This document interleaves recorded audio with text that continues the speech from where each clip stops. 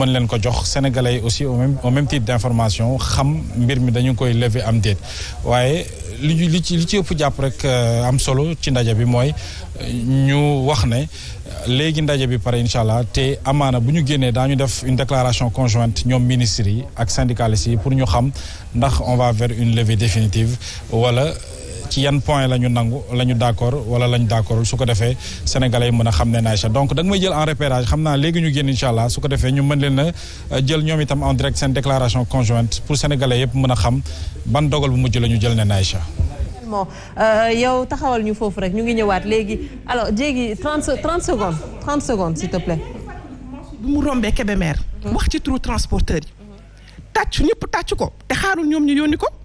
mu dem ba ñu wàccee ay policiers def leen mise à pied am ñoo xamante ne jox nañ leen avertissement parce que dafa gisoon ni loolu du woon yoon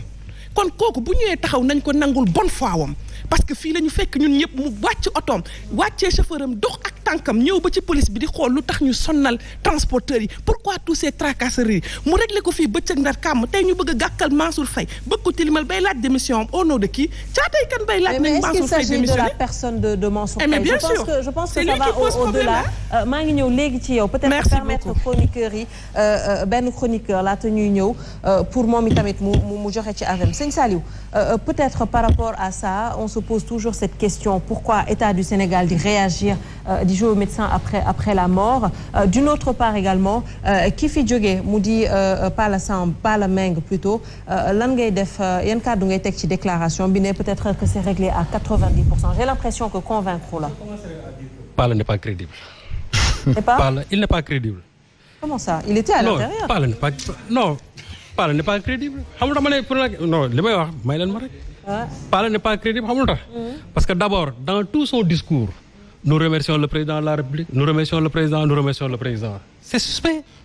Comment tu peux sortir des négociations, tu passes tout ton temps à dire non, c'est un problème. Et d'ailleurs, lan moo tax moom mu teel a génn. xam nga lan moo tax mu teel a génn pour faire une annonce au préalable. Moi je crois qu'aujourd'hui l'interlocuteur valable mooy ñi nga xam ñoo déclenché grève bi c'est-à-dire ñooñu lañ mën a déglu ñu wax ñooñu suñu génnee wax li Pala wax ma mën leen gëm mais Pala n'est pas crédible dans la mesure où déjà moom leen affaire bi fekk ko fi.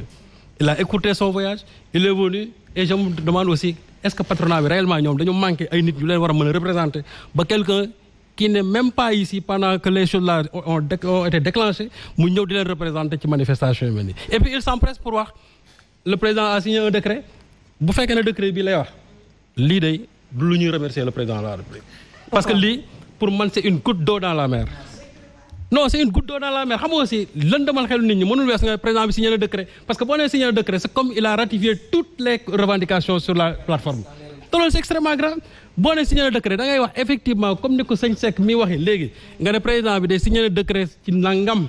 mais boo nee signé le décret c'est comme si dafay englober l'ensemble des points de la plateforme revendicative. Or les gens sont en train toujours de négocier ils n'ont pas encore fini ñoom suñu génnee def seen déclaration parce que grève bi de prime abord ñoom la concerné mais sans précipitation pour génn naan ay woy on remercie le président et cetera c'est ce que les gens ignorent mais nee na un ministre c'est qui le mot ministre boo ko doon jël tey dans sa définition première en latin le mot ministère ça signifie serviteur. C'est un serviteur. Waaw non mais Diegui j'ai eu la latitude nag vraiment de déglu nag franchement waaw bi ngay wax j'ai tant souffert mais dama la déglu waaw très bien j'ai beaucoup souffert waaw d'accord je vais souffrir mais kon bàyyi ma déglu la rek donc j'ai dit que xam nga bu fekkee ñoom dañ ne seen ministère dafa transversal et puis ministère boo xam ne chaque année directement qui verse 434 milliards j'ai dit directement dans le PIB sénégalais 434 milliards et ça j'ai dit directement waxuma nag sax de façon indirectement li nga xamante ne moom la transport di dugal kooku c'est pas un secteur bu ñu war a négliger ñoom suñu taxawee tey wax ne dañuy négocier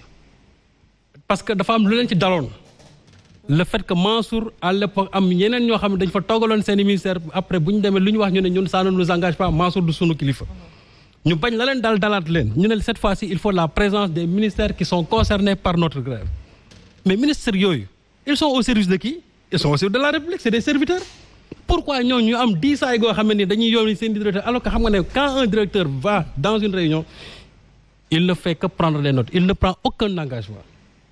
Mansour ne pas prendre des engagements concernant le ministre des Finances, concernant le ministre de l'Environnement, etc. mënu ko Mansour boppam la mën a engagé.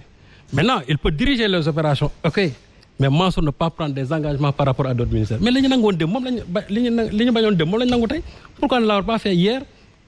C'est parce que tout simplement ce gouvernement-là boo leen xoolee chaque fois c'est la stratégie du pourrissement te loolu dafa am même avec les enseignants. Déjà waa CUSEMS yi démb déclenché nañ le 9 le SAEMS va déclencher encore une grève parce que xam lu war a loolu des accords qui ont été signés encore depuis fort longtemps et qui n'ont pas encore été respectés ñii li nga xam ne moom la ñuy grève pourtant daaw grève bi amoon na fi on avait levé le mot d'ordre parce que aussi nit ñi chaque fois ils s'attaquent aux conséquences mais les causes jamais. Conséquences yi mooy ñun ce que nous sommes en train de vivre c'est vrai que métti na. Ce qui est dur d'ailleurs hein. Non c'est extrêmement dur xam nga dama la wax loolu tey y a des paysans yoo xam ne yow ñu nekk Nioro yu ma woo ne ma ñoom seen xaal yaa ngi nëpp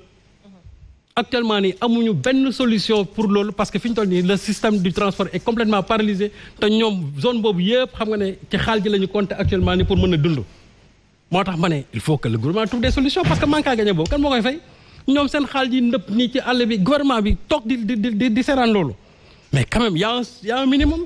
bu fekkee ne ñii dañu am problème depuis daaw di ko wax je crois que y a un strict minimum boo xam ne nii boobu ba léegi am na ay points yoo xam war nañu ko mën a résoudre mais ils n'ont absolument rien fait. D'accord. Pourquoi Thiat léegi bi mu wax naan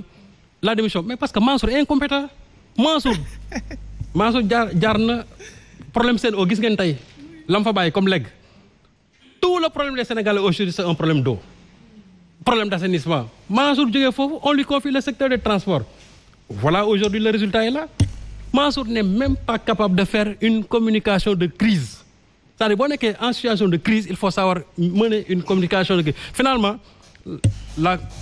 communication de crise dafay muer en une crise de la communication parce que fi ñu toll nii li mu wax yëpp depuis démb ba léegi c'est-à-dire ça a envenimé la situation. maa ngi ñëw ci yow Serigne Saliou on va reprendre Mouhamed Diop moom itamit dafa mel ni waaw mu ngi ak madame Innocence Tap Ndiaye Mouhamed qu'est-ce qu'on peut retenir d'autre? Alors d'accord nee na ñu ngi jégalu xam naa ne ak dagg gu ñuy dagg waxtaan bi waaye information rek lañ leen bëgg a jox par rapport ak rencontre bi ñu ngi taxaw ak madame Innocence Tap Ndiaye moom mi nga xamante ne nii bu ñu ko waxee wax dialogue social depuis ce matin wala cet après-midi yaa ngi woon ci rencontre bi lan la ñu mën a jàpp de concret par rapport ak ndaje bi. waaw gis ngeen déjà bu nit ñi génnee gis ngeen manifestation yi déjà parce que waxtaan bi gaa gudd na. mais nekk na waxtaanu dëgg ak aussi waxtaanu dëglante parce que defe naa ne démb